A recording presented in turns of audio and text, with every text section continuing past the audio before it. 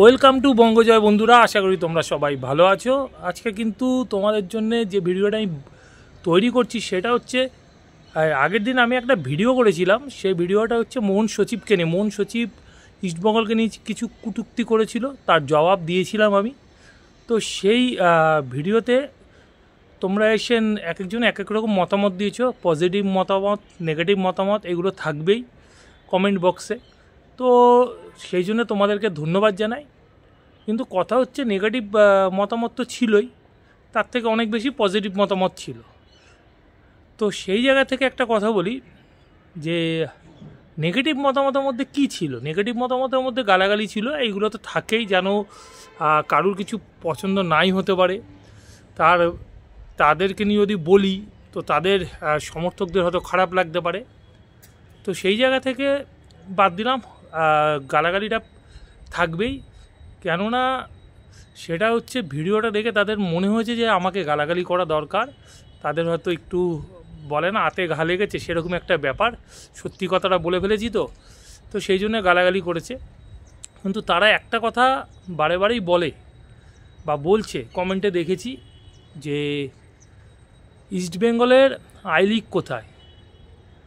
আরেকটা কথা হচ্ছে, তারা বলে যে সেটা হচ্ছে আসিয়ান কাপ নাকি 1 বছর হয়ে বন্ধ হয়ে গেছে। তো এই দুটো নিয়ে আজকে কিন্তু আমি কিছু বলতে চাই মোহন সমর্থকদেরকে। তারা বলে যে ইস্টবেঙ্গল আই লিগ কোথায়, আর আসিয়ান কাপ 1 বছর হয়েই নাকি বন্ধ হয়ে গেছে। তো সেই জায়গা থেকে আমি বলছি আজকে যে আই লিগ আর ন্যাশনাল লিগ এই নিয়ে কিন্তু আমি আগেও একটা ভিডিও বানিয়েছিলাম। আই লিগ আর ন্যাশনাল লিগ কি আলাদা? এটা হচ্ছে সবথেকে বড় প্রশ্ন। আই লিগ আর ন্যাশনাল লিগ যদি আলাদা হয় তাহলে জুলেরিমে কাপ আর ফিফা বিশ্বকাপও আলাদা। তাহলে ব্রাজিলকে কখনোই 5 টাইমস ওয়ার্ল্ড চ্যাম্পিয়ন বলা যায় না। উরুগুয়ে 1930 আর 1934 বিশ্বকাপ জিতেছে আমরা জানি। সেই বিশ্বকাপের নাম ছিল জুলেরিমে কাপ। এখনও কিন্তু বলা হয় উরুগুয়েকে 2 টাইমস ওয়ার্ল্ড চ্যাম্পিয়ন। ইংল্যান্ডকে বলা হয় 1 টাইমস ওয়ার্ল্ড চ্যাম্পিয়ন 1966। ইংল্যান্ড নিজেদের ঘরের মাঠে ওয়েস্ট জার্মানিকে হারিয়ে বিশ্বকাপ জিতেছিল। কখনোই কিন্তু বলা হয় না জুলেরিমে কাপ। সবাই বলে বিশ্বকাপ জিতেছিল। আমি তর্কের খাতিরে জুলেরিমে কাপই ধরে নিলাম, সেটা যেহেতু নাম ছিল টুর্নামেন্টের। তাহলে বিশ্বকাপটা হলো কি করে? তখনকার বিশ্ব চ্যাম্পিয়নশিপের নাম ছিল জুলেরিমে কাপ। আর এখন যেটা আই লিগ হয়েছে না, সে আই লিগটার নামও ছিল জাতীয় লিগ। নাম পরিবর্তনে কিছু হয় না, টুর্নামেন্টটা তো একই আছে। কেউ যদি আজকে নিজের নাম কোর্টে গিয়ে অনেকে এফিডেভিট করে, সে যদি নিজের নামটা আজকে, আমি একটা সাপোজ ধরলাম, কোনো একজনের নাম রঞ্জন রায়, সে তার নামটা চেঞ্জ করে এলো অমিতাভ বচ্চন। তাহলে রঞ্জন রায় ব্যক্তিটা কি আলাদা হয়ে গেল? সে তো একই থাকলো। মোহনবাগানও তো তাই করেছে। মোহনবাগান আর সুপার জায়েন্ট, আর আগে ছিল মোহনবাগান অ্যাথলেটিক ক্লাব। তাহলে কি মোহনবাগান আর সুপার জায়েন্টকে আলাদা ক্লাব? মোহনবাগান অ্যাথলেটিক ক্লাবটা কি আলাদা ক্লাব হয়ে গেল? না, এটিকে মোহনবাগান সেটা এক ক্লাব, মোহনবাগান সুপার জায়েন্ট আবার আলাদা ক্লাব। অ্যাকচুয়াল ন্যাশনাল লিগ আর আই লিগকে যারা গোলাতে চাইছে, তাদের সমর্থকদের নিজের ক্লাবকে নিয়ে কিন্তু একটা দ্বন্দ্ব আছে, ঘোটালা আছে, যে আমরা কোনটা, কখনো এটিকে, কখনো সুপার জায়েন্ট, কখনো অ্যাথলেটিক ক্লাব। নিজের আইডেন্টিটি নিয়ে কিন্তু একটা কোশ্চেন দেখা দিচ্ছে। আমি তো বলবো যে ন্যাশনাল লিগ আই লিগ আলাদা হলে জুলেরিমে কাপ আর ওয়ার্ল্ড কাপও তাহলে আলাদা হতে হবে। ইভেন ইন্ডিয়া ক্রিকেট টিম যে 2বার বিশ্বকাপ জিতেছে, সে 2বার বিশ্বকাপের মধ্যে 2011 সালে ক্রিকেট বিশ্বকাপ, যেটা আইসিসি ক্রিকেট বিশ্বকাপ, আর 83 আইসিসিরই ক্রিকেট বিশ্বকাপ ছিল, কিন্তু সেটার নাম ছিল প্রুডেন্সিয়াল কাপ। তাহলে প্রুডেন্সিয়াল কাপ আর আইসিসি বিশ্বকাপ, যেটা 2011 ভারতীয় ক্রিকেট টিম জিতলো, সেই দুটো কি তাহলে আলাদা? এই উত্তরটা কিন্তু আমাকে যারা কোশ্চেন করছে না যে আই লিগ কোথায়, তাদেরকেই করছি। আগে ঠিক করে বলো, ভারতীয় ক্রিকেট টিম কতবার বিশ্বকাপ জিতেছে? মোহনবাগান নিজেদেরকে বলে আমরা 5বারের ভারত সেরা।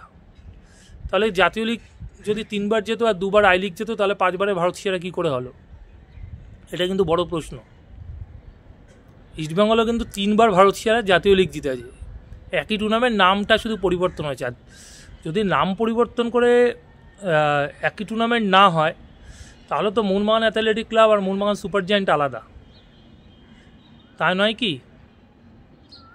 এটা কিন্তু একটু ভেবে চিনতে জাতীয় লিগ আর আই লিগকে যে আলাদা আলাদা বলছে সেটা একটু ভেবে চিনতে বলো, তাহলে কিন্তু নিজেদেরকে নিয়ে কিন্তু কোশ্চেন মার্ক হয়ে যাবে যে আমরা কোনটা, সুপার জায়ান্ট, মোহনবাগান, এটিকে, আমরা কোনটা, এরকম কোশ্চেন করছে। তো সেই জন্য আমি এই উত্তরটা দিলাম।